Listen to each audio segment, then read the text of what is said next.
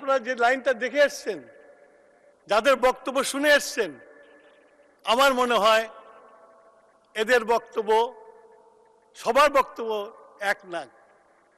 হচ্ছেটা কি?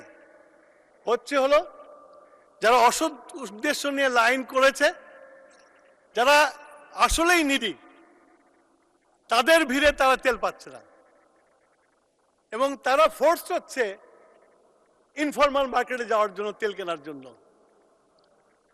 যার ফলে আপনারা এটাকে ক্রাইসিস বলছেন, কিন্তু এটা ক্রাইসিস না। এর আগেই স্বরাষ্ট্রমন্ত্রী বলেছে যে আপনারা এই যে ক্রাইসিসটা যেটা আছে, আমি যেটা বলছি লাইনের যে ক্রাইসিসটা আছে, আসুন আমরা একসাথে জনমত সৃষ্টি করি, যেন এরকম অসৎ উদ্দেশ্য নিয়ে জনগণের টাকা দিয়ে আমরা বিলিয়ন ডলারের তেল নিয়ে আসছি, এই তেল দিয়ে অসাধু ব্যবসা করার জন্য নয়, এই তেল দিয়ে জনগণকে কমফোর্ট দেওয়ার জন্য। আমরা সবাই মিলে চেষ্টা করি, দেখবেন আমরা মিলে সবাই যদি নামি এটাতে নিয়ে পজিটিভ উদ্দেশ্য নিয়ে যদি আমি মনে করি এই লাইন থাকবে না, এই লাইন অনেক ছোট হয়ে যাবে।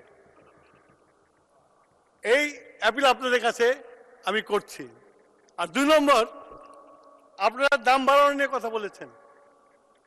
আমরা সরকার, আমি ধন্যবাদ দেই আমার মাননীয় প্রধানমন্ত্রীকে, উনি